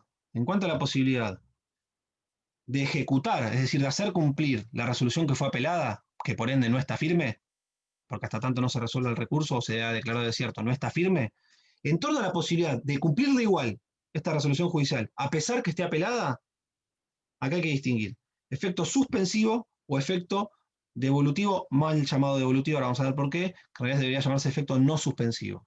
Bien, la regla general en materia de apelaciones es que siempre se conceden con efecto suspensivo. La regla general entonces se conceden con efecto suspensivo. ¿Qué quiere decir esto? Que hasta tanto la Cámara no se expida en torno al recurso de apelación, esta resolución cuestionada no surte efecto, no se puede hacer cumplir, no se puede ejecutar. Bien, entonces, reitero, en torno a la posibilidad de ejecutar, de hacer cumplir esta resolución de primera instancia que está apelada, la regla general es que no se puede. ¿Por qué? Porque rige lo que se llama efecto suspensivo. Se suspenden los efectos de esta resolución hasta tanto la Cámara se expida haciendo lugar o rechazando el recurso. ¿Bien? Esa es la regla general que rige en materia de apelaciones. Bien. ¿Qué pasaría? ¿Cómo sería el trámite en una apelación considerada con efecto suspensivo? Libremente siempre con efecto suspensivo y en relación, casi todas. Ahora vamos a ver cuáles son las devolutivas. Una vez que está en condiciones, es decir, si fue concedido en relación, ya se sustanció, o si fue concedido libremente, ya está firme esa providencia, se eleva el expediente directamente a Cámara, dentro de los 5 días, llega a Cámara, sortea la sala, bla, bla, bla, momento procesal oportuno, se resuelve. Ese es el efecto suspensivo. No tiene ninguna complejidad, no tiene nada raro. El que sí trae algunas complicaciones para entenderlo, que no es difícil en la práctica, pero sí suele ser complejo para enseñar y para aprender, es lo que se llama efecto devolutivo, que en realidad tiene que llamarse efecto no suspensivo. ¿Por qué se llama efecto devolutivo? Que yo creo que en el apunte que había hecho el cuatrimestre pasado lo puse. Porque en realidad esto viene del derecho romano. En el derecho romano los jueces inferiores se decía que ejercían un poder delegado. El superior le delegaba la potestad jurisdiccional al inferior. Entonces, cuando se recurría, cuando se cuestionaba una resolución del juez inferior, se devolvía, devolutivo, se devolvía el poder al juez superior para que resuelva. Como ustedes saben, en nuestro país no ejercemos, los jueces de primera instancia no ejercen un poder delegado. La división en instancias es una cuestión únicamente dentro de una misma competencia de división funcional. Bien, pero no es un juez superior y un juez inferior. Es una cuestión solamente de división en funciones para garantizar 2 instancias. Bien, pero no es que la Cámara le delega el poder a los jueces de primera instancia. Por ende, está mal llamarlo efecto devolutivo, como lo pone el código, lo correcto es decir efecto no suspensivo. ¿Qué quiere decir el efecto no suspensivo? Bueno, en un elenco de resoluciones judiciales apelables que prevé el código, de forma taxativa, se admite que excepcionalmente esta resolución judicial que ha sido cuestionada se pueda cumplir, no obstante estar apelado. Es decir, el juez de primera instancia dictó la resolución judicial, vieron en las partes la apela, y no obstante estar apelado y pendiente de resolución del recurso, la resolución judicial se puede cumplir igual. Yo ayer le decía, que creo que hay un ejemplo de cautelares. ¿Las cautelares, profe? Exacto, Karen, muy bien, muy bien. Un ejemplo de apelación concedida con efecto devolutivo sería aquella que cuestiona, la de alimentos también, muy bien, Candela, sería aquella que cuestiona la concesión de una medida cautelar. Por ejemplo, tengo un juicio contra Adriana Morelo, que sé que Adriana es muy pícara y seguramente va a vender todos sus bienes, pues muy pilla, aparte tiene muchos años pateando tribunales y conoce mejor que yo todos los vericuetos. Como sé que Adriana se va a insolventar, porque apostó a Juan Manuel, le apostó mucha plata por la final en Madrid, y miren, me hago chistes con Boca, para que vean lo bueno que soy, apostó una fortuna. Bueno, si fuera una deuda de juego no la podrías ejecutar porque es objeto ilícito, pero bueno, supongamos que no fuera ilícito. Apostó una fortuna y ahora Juan le inició un juicio. Como sabe que Adriana es pilla y mala perdedora y va a vender sus bienes, pide una medida cautelar y el juez se la concede. ¿Bien? Embargo, lo van a ver cuando vean cautelares, creo que es la orilla 16 o 17, se traba, en este caso si es un inmueble, se traba en el registro de la propiedad, se inscribe, y una vez que se inscribe, ustedes tienen que notificarlo en el domicilio real, y a partir de ahí empieza a correr el plazo para apelar. Bueno, no les voy a decir los plazos ni nada para no marearlos. Adriana viene y cuando le llega la cédula a su casa dice, uy, me embargó la casa, me quiero morir, la iba a vender justo. Voy a apelar, porque para mí está mal concedida esa apelación. Esa resolución judicial, si fue apelada en plazo por Adriana, el juez la va a conceder en relación, porque es una providencia simple la que concedió una cautelar, pero con efecto devolutivo. ¿Qué quiere decir? Que el embargo subsiste, la resolución se continúa ejecutándose, no obstante estar pendiente de resolución. ¿Y por qué previó esto el legislador? Por ejemplo, en este caso, para evitar que la pícara de Adriana apele, y si lo consideramos con efecto suspensivo, mientras tanto vende la casa. Entonces, después, si la Cámara dice, no, el juez Gropo había resuelto bien, como hace todo bien él, sí, bueno, perfecto, resolviste bien, Gropo, pero ya no hay bien porque se vendió. Así que el embargo cayó en abstracto. Entonces, para evitar eso, en algunas situaciones puntuales, el legislador concedió lo que se llama efecto devolutivo, que quiere decir que la resolución judicial se sigue cumpliendo a pesar de no haber sido resuelta la apelación. Otro ejemplo, como bien decía Candela, es lo que rige en materia alimentaria. Si un juez fija alimentos en favor de un hijo de una suma tanto, y viene el padre, el mal padre, Gropo, el mal padre, y apela, no, esos chistes no me gustan, porque yo soy buen padre. No voy a hacerme chistes malos sobre eso. La mala madre Ana apela los alimentos. Mira, Leonardo levanta los brazos, sí, terrible, terrible. Apela esos alimentos. La concesión de ese recurso de apelación va a ser con efecto evolutivo. ¿Por qué? Porque si consideran con efecto suspensivo, el nene no comería, no podría percibir los alimentos. ¿Se entiende? Son casos puntuales, taxativos, que excepcionalmente la resolución judicial se puede cumplir, no obstante haber sido apelada. Pregunta Hay que un me quedó, montón más. ¿son las definitivas o de los provisorios? ¿De los provisorios que le fijan o de los definitivos ya tiene el padre? Cualquiera de los dos. Cualquiera de los dos puede ser. Sí, en materia alimentaria. Genial, me hice la duda. Otra, por ejemplo, también que es la clásica, es la apelación contra la resolución interlocutoria que concede un beneficio de litigar sin gastos. Se concede con efecto evolutivo. ¿Por qué? Pues si fuera con efecto suspensivo, a quien le fue otorgado el beneficio tendría que pagar los costos del proceso. ¿Bien? Entonces, reitero, como regla general, en torno a esta primera clasificación de efectos, que es la posibilidad o no de hacer cumplir una resolución judicial que fue apelada, la regla general es con efecto suspensivo. ¿Qué quiere decir? Que si el código expresamente no dice lo contrario, las apelaciones se conceden con efecto suspensivo. Es decir, no se va a poder hacer cumplir la resolución judicial hasta tanto la Cámara no se expida en torno al recurso. ¿Bien? Como excepción está lo que se llama efecto no suspensivo o devolutivo, que son aquellas resoluciones judiciales en que las apelaciones contra esas resoluciones judiciales en forma taxativa, las prevé el código, que se pueden hacer cumplir, no obstante encontrarse pendiente de resolución la apelación. Bien, ejemplo, contra las que concede medidas cautelares, contra las que concede beneficio de litigar sin gastos, contra las que concede alimentos. Hay unas cuantas. Y acá se pone divertido. ¿Por qué? Seguimos dentro del efecto devolutivo no suspensivo. Porque hay que distinguir. Si lo que se apeló fue una sentencia definitiva, que será el anticipo que la sentencia definitiva tiene que ser de sumarísimo, porque la sentencia definitiva de ordinario o de sumario se concede siempre con efecto suspensivo. Si la sentencia fuera definitiva, si lo que se apeló fue una sentencia definitiva y esa apelación se concedió con efecto evolutivo, en el caso de la apelación contra el sumarísimo, lo que hace el juez de primera instancia es remite el expediente principal y se queda en el juzgado con las copias que necesite, para poder hacer ejecutar la resolución recurrida. Bien, entonces, volvemos. Si la apelación se consiguió con efecto devolutivo o no suspensivo, es decir, se va a poder cumplir la resolución judicial a pesar de existir una apelación pendiente de resolución. Si lo que se apeló fuera una sentencia definitiva de proceso sumarísimo, la apelación se va a conceder con efecto devolutivo. ¿Cómo va a proceder el juez? Va a, una vez que se funde en primera instancia, va a remitir el expediente principal a la Cámara y se va a quedar en el juzgado con las copias pertinentes, para poder, mientras tanto, hacer cumplir esta sentencia definitiva de proceso sumarísimo. ¿Bien? ¿Qué pasa con esas copias? Se forma ¿cómo se llama, Adri, el cuaderno que se forma en primera instancia? Te lo escribí en el chat. Ah, lo vi, exactamente. Artículo 250 del Código Procesal, otro artículo muy importante. Se forma lo que se llama cuadernillo de apelación del 250 o expedientillo del artículo 250. Siempre lo van a ver. En la jerga se le dice cuaderno de apelación o cuadernillo de apelación. Se forma un expedientillo, se le dice expedientillo porque es breve, es corto. Se forma un expedientillo en primera instancia con las copias necesarias, para poder hacer cumplir esta sentencia definitiva de sumarísimo que fue apelada, ¿bien? Entonces se remite el principal a Cámara y se sigue adelante con las copias pertinentes en el marco de lo que se llama expediente del artículo 250 del Código Procesal. ¿Cómo sabemos nosotros qué copias tienen que presentarse? Bueno, el juez, cuando concede el recurso de apelación con efecto devolutivo, le indica el mismo proveído al apelante qué copias tiene que traer. ¿Bien? Si el apelante no las trajera dentro del plazo de 5 días, se declara desierto el recurso. Bien, si las trajera, con esas copias, se sigue adelante la resolución judicial. Este es muy sencillo. Puede darse el caso inverso. Cuando se apelara a alguna resolución judicial que no fuera sentencia definitiva, y se concediera con efecto devolutivo, acá es al revés. Lo que queda en primera instancia es el expediente principal. Y lo que se envía a cámara es el cuadernillo, el expedientillo del 250.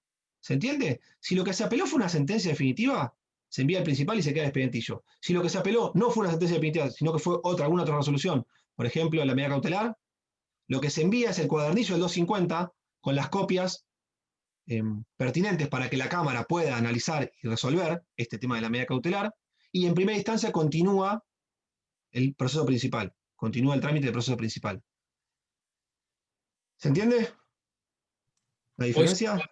¿Hoy se sigue aplicando con todo el tema del expediente digital? ¿O Buena no? pregunta. Con todo el tema del expediente digital se va a seguir creando el expedientillo, pero en realidad no va a haber que remitir nada porque no se remite más papel. Mientras tanto, en esta etapa que estamos atravesando, que son expedientes lo que se llaman mixtos, tenemos parte papel, parte digital, en principio se envía todo digital.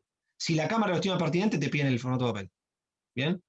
La acotación que dice Juan Manuel es muy interesante, quizás no tanto ahora porque recién arrancamos, pero dentro de 2 o 3 años esto de enviar el expediente ya va a quedar en desuso. ¿Por qué? Porque está todo digitalizado, la Cámara accede directamente a la historia del expediente. Se va a seguir formando el cuadernillo de apelación, ¿para qué? Para que la Cámara vea acotado únicamente lo que tiene que resolver, pero no se va a enviar nada en formato papel, básicamente porque no existe más, no va a existir más. Bien, actualmente los pases, las remisiones a Cámara, se hacen únicamente en formato digital, no importa la apelación que sea, de cualquier resolución apelable, y si la Cámara lo estima pertinente, mandan a pedir el expediente en formato papel. ¿Bien?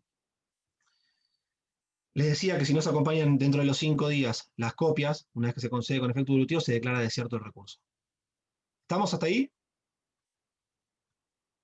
Bien, uy, qué bien, venimos re bien, ¿eh? Me queda un poquito, pero venimos muy bien. Entonces, les dije, dentro de los efectos con los cuales se concede una apelación, la primera clasificación era en torno a la posibilidad o no de ejecutar esta resolución apelada, efecto suspensivo o no suspensivo devolutivo. Existe otra clasificación de efectos que es en cuanto a la oportunidad en la cual la Cámara va a tratar el recurso, en cuanto a la oportunidad en la cual la Cámara se va a expedir.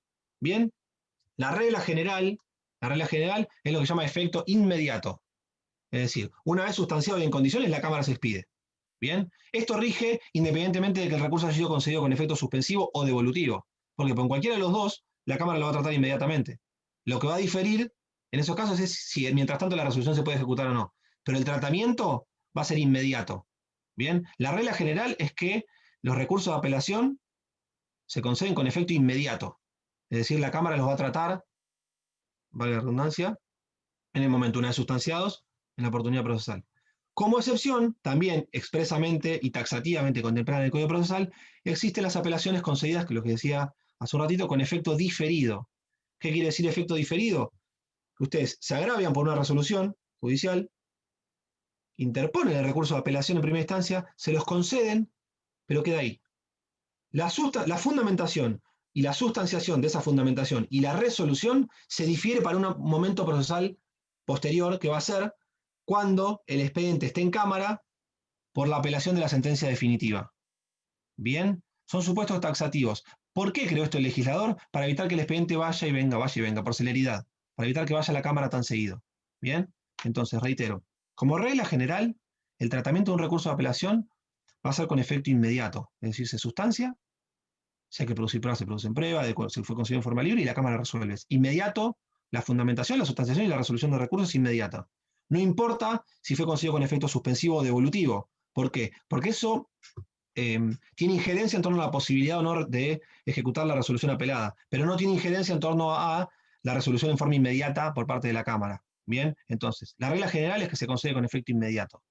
La excepción, prevista taxativamente en algunos artículos del Código, son las apelaciones que se conceden con efecto diferido. Ustedes tienen que apelar dentro del plazo, esa resolución que los agravia, que ahora vamos a ver algunos ejemplos, pero el juez se va a limitar únicamente a concederlo con efecto diferido.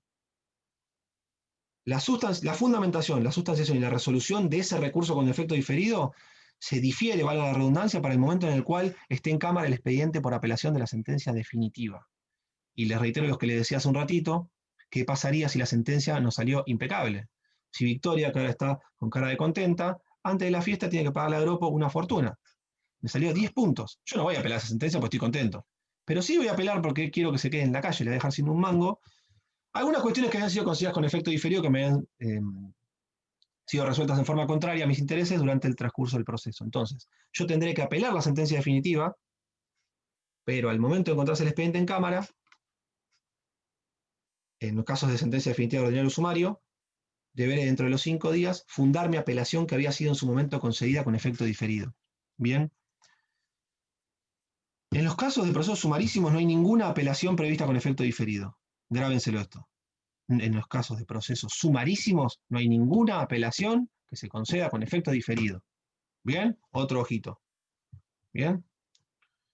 De manera que los efectos diferidos van a proceder en sentencia definitiva de ordinario o de sumario, se van a fundar dentro de los 5 días, facultades del 255 de notificado por cédula de la providencia de autos, y en el caso que fuera una sentencia de juicio ejecutivo, se van a fundar conjuntamente cuando se interponga la apelación contra la sentencia de juicio ejecutivo, hay que fundar las apelaciones concedidas con efecto diferido.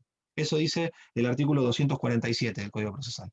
¿Bien? Que habla de la fundamentación de los recursos de apelación concedidos con efecto diferido. ¿Cuáles son los ejemplos? Les decía hoy, imposiciones de costas o apelaciones de honorarios de incidentes, se concede la apelación con efecto diferido. La que declara inadmisible un hecho nuevo es otra apelación que se concede con efecto diferido. Se rechaza el hecho nuevo, ustedes lo apelan, esa apelación se concede con efecto diferido. Cuando el expediente esté en cámara, para tratar la apelación contra la sentencia definitiva, podrán pedirle al juez, fundarán ahí la apelación concedida con efecto diferido y podrán pedirle al juez que les tenga por admitido ese hecho nuevo. Y en su caso que habrá prueba. ¿Bien? Entonces reitero, regla general, las apelaciones se resuelven en forma inmediata. La Cámara resuelve en forma inmediata una vez sustanciado, fundado, sustanciado, etc., pero resuelve en forma inmediata. Esa es la regla general, efecto inmediato.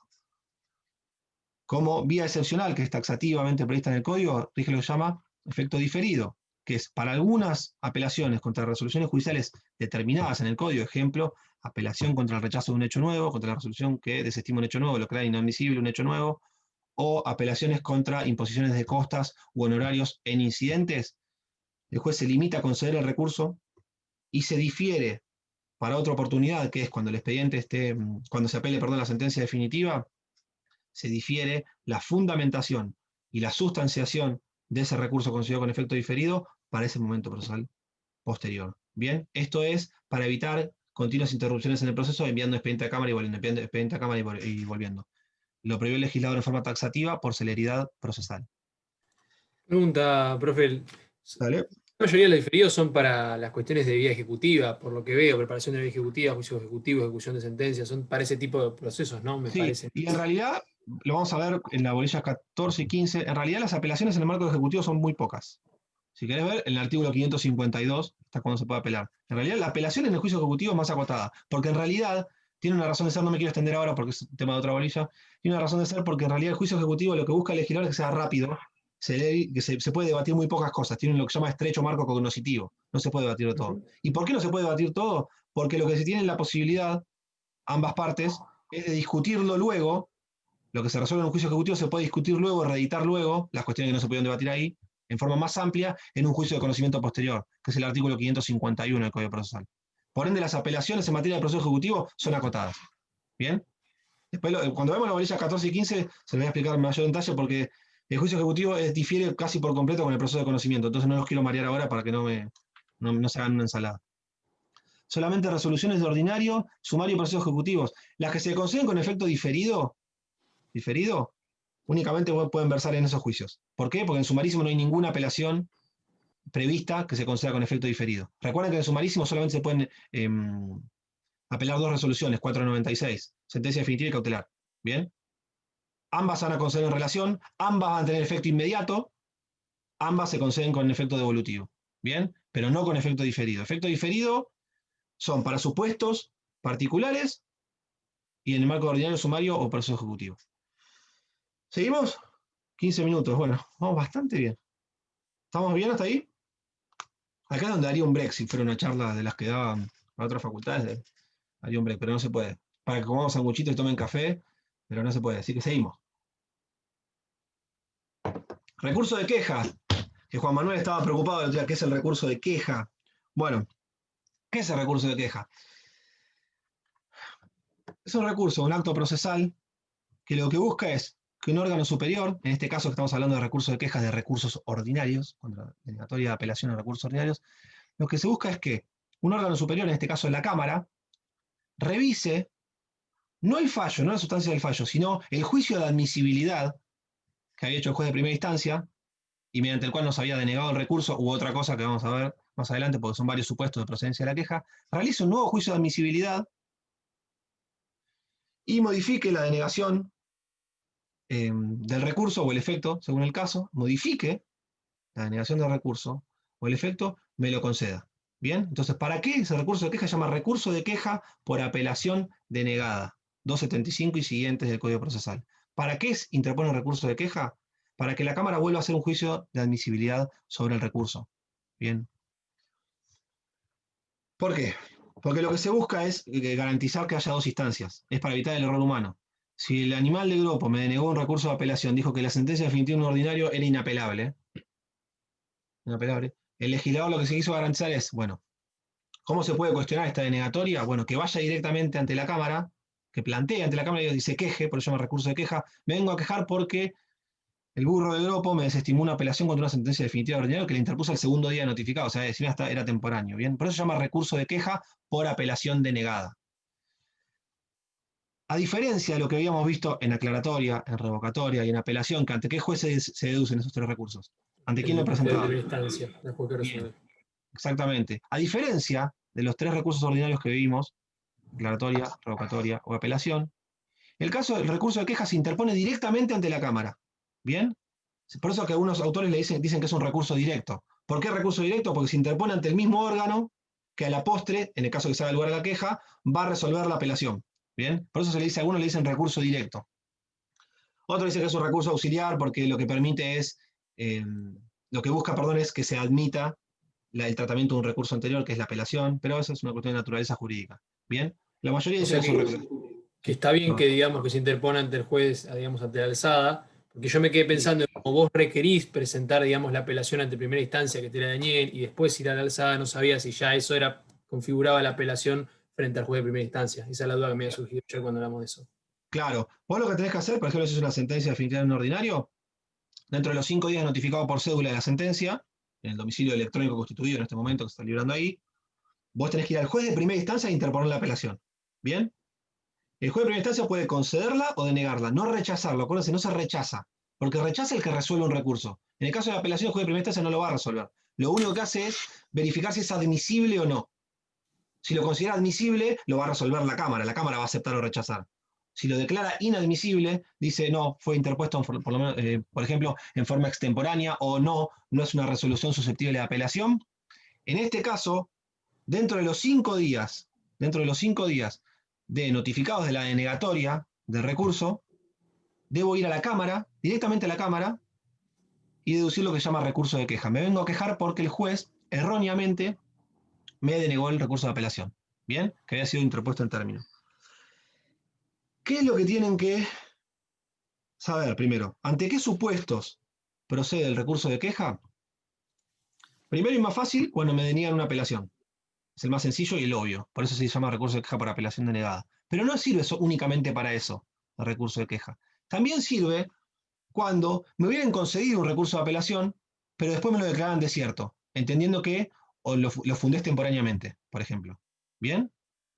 Volvemos. Un recurso que se concede en relación, a partir de la concesión de recurso en relación, me empieza a correr el plazo de 5 días hábiles para fundarlo. Yo lo fundo al 6º día dentro de las 4 primeras horas, pero el juez no conocía el plazo de 124, el plazo de gracia, y me lo tiene por extemporáneo. ¿Qué puedo hacer ahí yo? Ir por queja. Ir directamente a la Cámara en queja porque fue erróneamente declarado desierto. Entonces, ¿en qué supuestos procede la queja? Supuesto número 1, ante denegatoria de apelación. Supuesto número 2, que se hubiera concedido la apelación, pero que después el recurso hubiese sido declarado desierto por falta de fundamentación, es decir, por no haber sido presentado el memorial. El tercer supuesto, que es el del franqueo, que me lo noté acá, el franqueo son cuando la Cámara está en otra localidad, ustedes tienen que pagar unos gastos, que son los gastos de envío del expediente, ahora esto no rige en ningún lado, pero si no pagaran los gastos dentro de los 5 días, o si el juez entendiera que no los pagaron debidamente, también les va a declarar desierto el recurso, y este cuestionamiento también habilitaría una queja. Es un supuesto que ya ha quedado en desuso, pero es el tercer supuesto de procedencia. Y el cuarto, que este es interesante, que lo sepan, es cuando el juez se hubiera confundido en torno al efecto. Bien, Si el juez se confunde en torno al efecto suspensivo, devolutivo, inmediato, diferido, en ese caso, la vía de ataque, la vía de cuestionamiento contra ese error en el efecto en el cual fue conseguido un recurso, se cuestiona, se ataca por vía de queja. ¿Por qué hago énfasis de vuelta? Porque, ojo, en cuanto a la forma en la cual el juez de primera instancia consiguió un recurso, la forma se cuestionaba dentro de los 3 días por medio de rectificación. Lo vimos ayer. El efecto no se puede cuestionar al juez de primera instancia dentro de los 3 días como la forma. El efecto, si lo consideran un efecto que nosotros apelantes, entendemos erróneo, se cuestiona por queja en cámara. Bien, ojo con confundirse eso, ¿eh? Ojo, reitero entonces. En cuanto a la forma, el cuestionamiento, en cuanto a la forma en la cual se consiguió un recurso de apelación, se realiza dentro de los 3 días por medio de pedido de rectificación al juez de primera instancia. Bien, no obstante ello, la Cámara también lo puede rectificar, etcétera, se puede plantear en Cámara. Ahora bien, en cuanto al efecto en el cual el juez de primera instancia concedió un recurso de apelación, el cuestionamiento del efecto se realiza por queja, directamente ante la Cámara. Ojo con eso. ¿Por qué les digo ojo? Porque si ustedes cuestionan dentro de los 3 días el efecto en primera instancia, el juez se los va a desestimar y por ahí les queda firme. ¿Bien? Y ya no podrán plantearlo en queja en Cámara. ¿Bien? ¿Se entendió entonces? El cuarto supuesto que procede, que habilita la interposición de un recurso de queja, es el cuestionamiento sobre el efecto sobre lo cual se concedió un recurso. A ver, Facundo. Si efectivamente fue extemporáneo en memoria de expresión de graves, ¿permite también el recurso de queja? Sí, porque en realidad eso de efectivamente fue extemporáneo lo va a resolver la Cámara. Lo que hace la Cámara va a ser desestimar la queja diciendo, no, mire, el juez de primera instancia resolvió de forma correcta, fue extemporáneo. El tercero es el no pago de franqueo, Néstor, que yo le decía que ha quedado en desuso. El franqueo se paga cuando la Cámara de Apelaciones tiene un asiento en una localidad distinta del juez de primera instancia. En Mar del Plata no sucede, en azul, que les decía ayer, que tenemos juzgados en azul, la Cámara está en azul, pero también hay juzgados descentralizados en Tandil y en La Barría. Si se apelara una resolución de alguna de esas 2 localidades, hay que pagar los gastos de envío del expediente, que se llama franqueo, del envío del Hay que expediente. constituir domicilio, ¿no? En azul. ¿Cómo? Y hay que constituir domicilio. También, sí, constituir Son domicilio iguales a también. los requisitos del extraordinario por inaplicabilidad de ley, que Sí. franqueo y constituir en La Plata. Exactamente.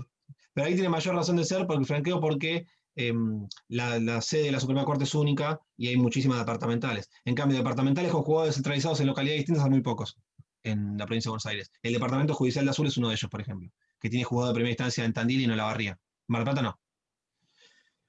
Bien, entonces, sabemos que es el recurso de queja, sabemos para qué sirve, que es para evitar la arbitrariedad del juez de primera instancia si se equivocó y para evitar el error humano y para garantizar la doble instancia, que haya un nuevo juicio de admisibilidad.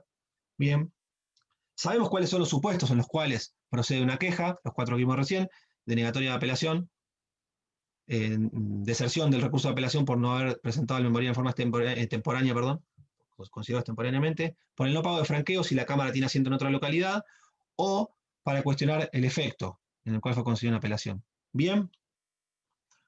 ¿Cuál es el plazo para ir en queja, para deducir el recurso de queja? Son 5 días desde dictada la providencia que nos agravia, salvo en sumarísimos, que son 2 días. Bien, lo cual es lógico, porque si el plazo para apelar en sumarísimos son 2 días, no le van a dar un plazo mayor para deducir una queja, por la apelación denegada o por el efecto. Bien, entonces el plazo para presentar el recurso de queja, que se presenta en Cámara, es un recurso directo, se presenta directamente en Cámara. Le digo más, si presentaran la queja en primera instancia y se le pusieran el cargo, no importa. No va a quedar firme, no importa, no se remite ese escrito a Cámara. Así que ojo con errarle, ¿eh? El recurso de queja se presenta directamente ante la Cámara de Apelaciones. El plazo para deducir el recurso de queja, 5 días de notificada la resolución que nos agravia, que queremos cuestionar. 2 días si fueron sumarísimo, y en ejecuciones prendarias, que también se ve en la bolilla 15, por eso no quiero entrar mucho en detalle, que todos los plazos son de 2 días, también es de 2 días. Pero bueno, eso para que lo sepan nada más. ¿Qué deben tomar en cuenta? Cuando presentan el recurso de queja, este recurso de queja tiene que ser lo que se llama autosuficiente. Debe bastarse a sí mismo. ¿Por qué? Porque el expediente principal en principio no se pide. La Cámara únicamente se va a expedir admitiendo o rechazando la queja con las copias que ustedes le presenten. ¿Bien?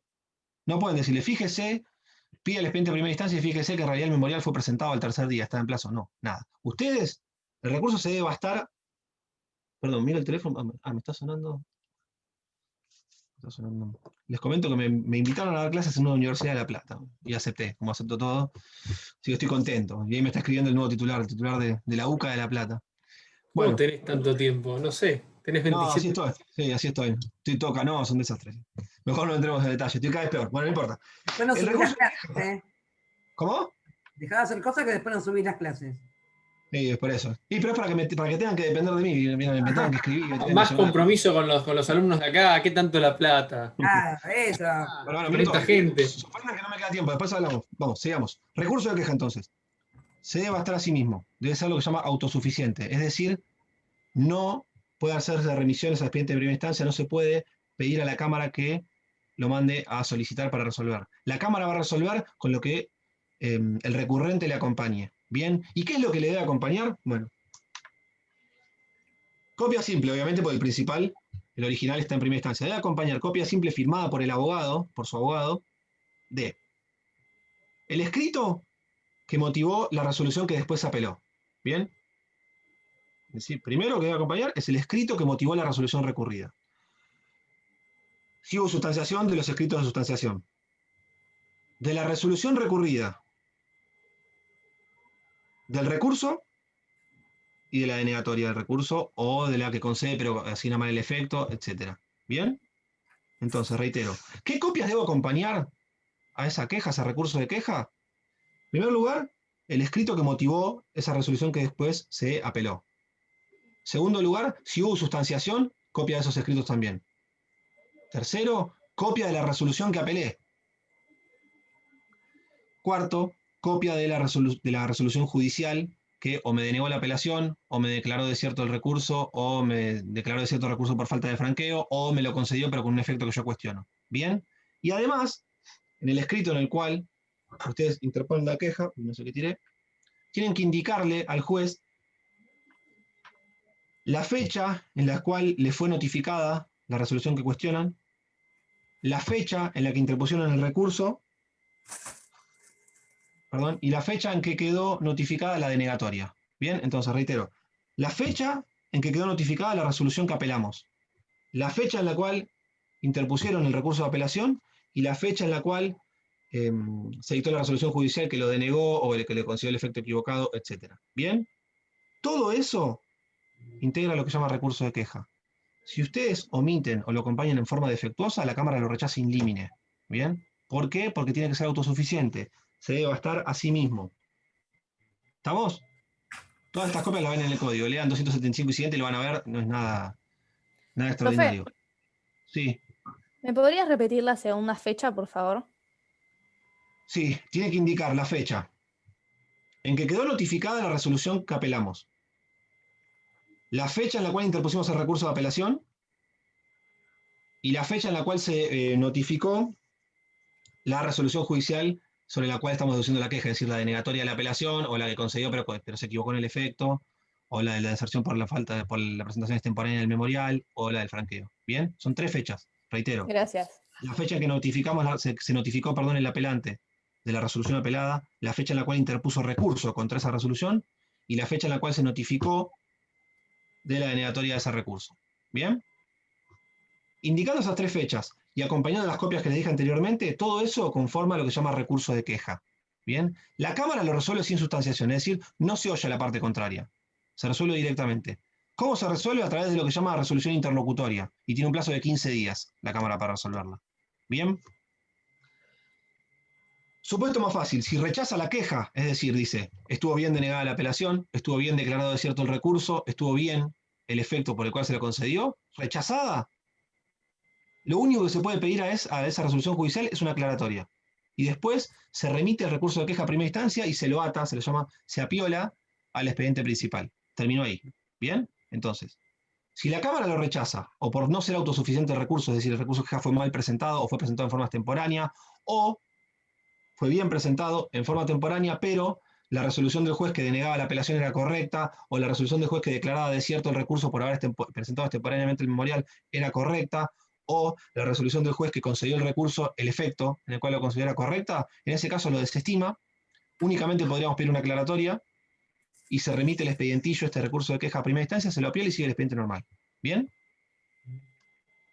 Como contrapartida, podría suceder que se haga lugar al recurso de queja, que la Cámara reciba, mire el expediente y se dé cuenta que en realidad tenía razón, que la apelación fue mal denegada, que la apelación fue mal declarada desierta, o que el efecto fue mal concedido, o que el franqueo estaba bien pago, o no procedía el pago de franqueo en ese caso.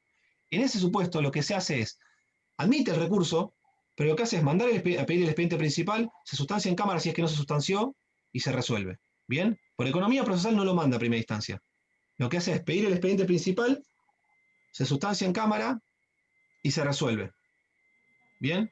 Hay un solo caso en el cual no se va a sustanciar, que se va a resolver directamente, que es cuando la apelación era subsidiaria de una revocatoria. ¿Por qué? Porque ya en realidad se había sustanciado en primera instancia. Si se había sustanciado en primera instancia, ya está, resuelve directamente. Si no se había sustanciado en primera instancia, lo que hace es, admite la queja por interlocutoria, admite la queja, manda a pedir expediente de primera instancia, se tramita ahí, se sustancia ahí y después resuelve. ¿Bien? ¿Se entendió? Fenomenal. Una cosa que tienen que tener en cuenta, hasta tanto la Cámara resuelva la queja, no se suspende el proceso principal sigue su curso, ¿bien? La interposición de un recurso de queja no suspende la tramitación del juicio principal, del proceso principal. Bien, a ver, ya terminamos, qué bueno. 5 minutos, que voy a dar un tema que lo di el trimestre pasado y que no está más en el programa, porque tiene una razón específica, pero que yo lo nombro siempre tangencialmente, que es lo que se llama recurso, perdón, ¿queja se entendió? ¿Así avanzo? Fenomenal. Último temita, una carilla y ya los libero. Bastante bien, pensé que íbamos a tardar más. Estamos en hora, pero pensé que íbamos a tardar más. Es lo que se llama recurso de nulidad. Yo creo que se los comenté en la primera clase que el recurso de nulidad, como recurso de nulidad, en nuestro ordenamiento, tanto en el ordenamiento procesal provincial, como en a alguien se le abrió. Adri, se te abrió el micrófono, ¿eh? Voy. El recurso de nulidad, tanto en el Código Procesal Provincial como en el Código Procesal Nacional, no existe como recurso autónomo, como recurso, la nulidad como recurso autónomo, sino que está subsumido dentro de la apelación. Lo van a ver el artículo 253 del Código Procesal. Sí, muy bien, Gisela Moreno. Exactamente.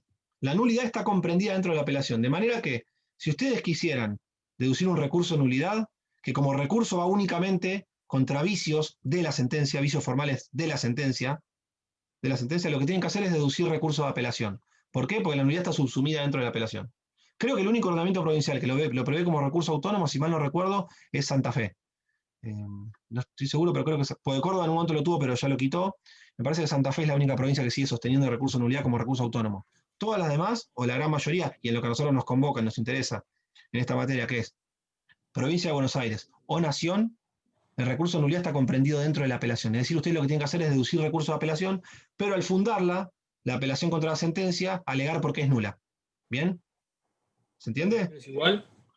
Es igual. Ustedes apelan la sentencia y cuando van a fundar la sentencia definitiva, tienen que alegar por qué esa sentencia es nula. ¿Cuándo una sentencia sería nula? Ejemplo más fácil, cuando le falta la fecha y eso le causa algún perjuicio a la parte, o cuando no fue firmada por el juez, que en realidad si le falta la firma, en realidad sería inexistente la sentencia, pero bueno, podría ir por apelación, que es una nulidad dentro de la apelación. O el supuesto más común, el de la fecha ahora no, ya prácticamente creo que no va a existir más por una razón sencilla. Como ahora los jueces, firman digitalmente, al firmar digitalmente automáticamente ponen la fecha. ¿Bien? Antes no. Antes como se firmaba en forma hológrafa había que crear la fecha. Ahora como se firma en forma digital, la fecha se les da automáticamente el token, que es como un pendrive, cuando el juez inserta la clave y queda firmado, automáticamente le asigna la fecha. Hay algunos juzgados que todavía mantienen la fecha en forma transcripta, en forma mecanografía, la ponen al principio, no obstante, al suscribir digitalmente también la pone al final. Si existiera discordancia, yo escribí un pequeño artículo con un compañero de juzgado, si existiera discordancia, siempre se le da preeminencia o validez a la firma digital. ¿Bien?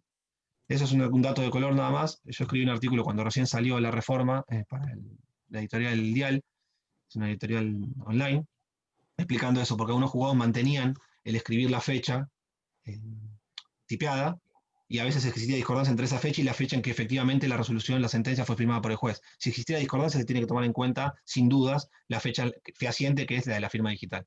Bien, entonces, primer supuesto que podría meritar una nulidad de una sentencia definitiva, que le falte la fecha y eso causa un perjuicio, que le falte la firma, aunque en realidad eso tiene inexistencia de la sentencia. El más común es que la sentencia no esté motivada. Por ejemplo, yo demandé a Noelia, a Iván, a Karen y a Victoria, en los considerandos, yo juez me expido por qué la demanda procede contradictoria, por qué procede contra Karen, y no digo nada en torno a Noelia e Iván. Pero cuando voy a la parte resolutiva los condeno a los 4.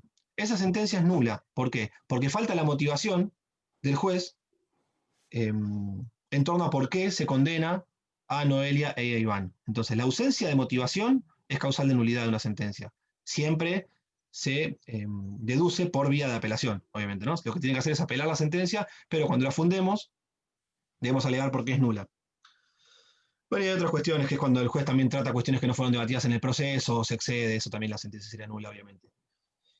¿Qué es lo que pasa? Y ya con esto los voy a liberar. La nulidad dentro de un recurso de apelación únicamente es contra defectos de la sentencia. ¿Por qué? Porque si hubieran sido nulidades que se hubiesen suscitado durante el marco del proceso, ¿por qué vía tendrían que haberlo intentado? Lo vieron en la bolilla 1, creo que estaba 2 o una de esas, las primeras. ¿Cómo se ataca la nulidad?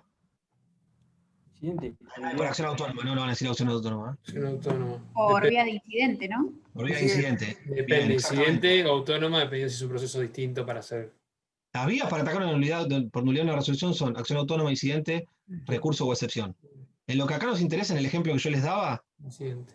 para nosotros plantear una nulidad en el marco de una sentencia, obviamente la nulidad tiene que ser de la sentencia en sí. ¿Bien? Porque no está motivada la sentencia, porque le falta la fecha, porque no está firmada, porque trata cuestiones que no fueron debatidas. Si fuera una nulidad suscitada durante el transcurso del procedimiento que se hubiese verificado, en ese caso, ustedes lo que debieron hacer, en el ejemplo que estoy dando, es plantear el incidente correspondiente. Por ejemplo, si se notificó mal el traslado de demanda. ¿Bien? Tendrían que haber planteado el incidente entre los 5 días desde que tomaron conocimiento fehaciente del expediente de la demanda. ¿Bien? Bueno. ¿Cómo es la resolución? Y con esto ya prometo que termino. ¿Cómo es la resolución de este recurso de apelación cuando hay cuestión de nulidad? En principio es de casación positiva, se dice. ¿Por qué? Porque la Cámara va a anular la sentencia que no estaba bien motivada y va a dictar el pronunciamiento. En el único supuesto en el cual la Cámara anularía la sentencia y lo reenviaría a primera instancia para que se tramite en forma correcta y se vuelva a dictar una nueva, es si la Cámara advirtiera algún error de trámite, que el más común es un error en la traba de litis. Yo creo que les había dicho un ejemplo el otro día, no me acuerdo en el marco de qué, que es por ejemplo un juicio de escrituración. El juicio de escrituración es un supuesto, si hay 2 actores y 2 demandados, es lo que llamo un litisconsorcio activo y pasivo necesario. Los dos compradores tendríamos que demandar a los 2 vendedores. Si Ana y yo, que le compramos a Morena Leiva y a Andrea un inmueble, fuéramos a Lucila, que es mala abogada, le dijimos, quiero hacer un juicio de escrituración porque ellos no cumplieron con las obligaciones asumidas y no podemos escriturar el bien, y ya estoy podrido porque lo quiero vender y no puedo, bueno, bla, bla. Vamos a iniciar un juicio de escrituración a Andrea y a Morena. Lucila, que no presenció la clase del doctodropo, inicia la demanda, pero únicamente lo hace contra Morena. ¿Bien? La jueza Gisela Moreno, que sabe aún menos que Lucila, corre traslado de la demanda, más allá que en el escrito de demanda identificaba que había 2 vendedores, corre traslado de demanda, se notifica, ya todo perfecto, y dicta la sentencia condenando a Morena a escriturar. Cuando llega a Cámara, por motivo de la apelación, la Cámara podría decir, no, esperen, acá hubo un error de integración de la litis. Y esto es un litisconsorcio picante de la clase de hoy, dice Néstor, si hoy los maté a todos, ¿no? Es lo único que mantiene a flote, hacer chistes y que no me puedan contestar es genial. Como es un error, es un litisconsorcio pasivo necesario, no se puede dictar sentencia válida si no se trabó la litis correctamente respecto de los 2. En ese caso va a anular la sentencia y lo va a mandar a primera instancia y van a tener que notificar el traslado de demanda en forma correcta. Es decir, también Andrea, creo que era el ejemplo. ¿Bien? Entonces, cuando se resuelve una apelación, un recurso de apelación contra la sentencia, en principio, la Cámara anulará y va a dictar un fallo. El único supuesto en el cual no dictaría un nuevo fallo es si advirtiera un error de procedimiento, en cuyo caso anula y lo reenvía a primera instancia para, en el supuesto que les decía recién, integre correctamente la litis y se pueda dictar un fallo acorde, una sentencia acorde. En el caso en cuestión, sería que se haga lugar condenando a Morena y Andrea a escriturar el inmueble en favor de, no sé, no me acuerdo ni quién, Patricio y Karen, en el plazo de tantos días bajo procedimiento de hacerlo el juez a su costo. Bueno, respiro. ¿Preguntas? Bastante bien estuvimos hoy. Voy a empezar a dar las clases así sin dejarlos Estás picante, estás a full. Estoy cansado. Voy a empezar a dar las clases. ¿No vas a hacer ningún comentario? ¿Cómo? ¿Ningún comentario sobre el partido de ayer? ¿Lo vas a hacer? Aplicaba el 3, ¿no? Era verdad, aplicaba el 3. ¿Por qué no paran la grabación? Regalamos 2 minutos. Va la grabación porque esto bueno. no puede quedar enganchado.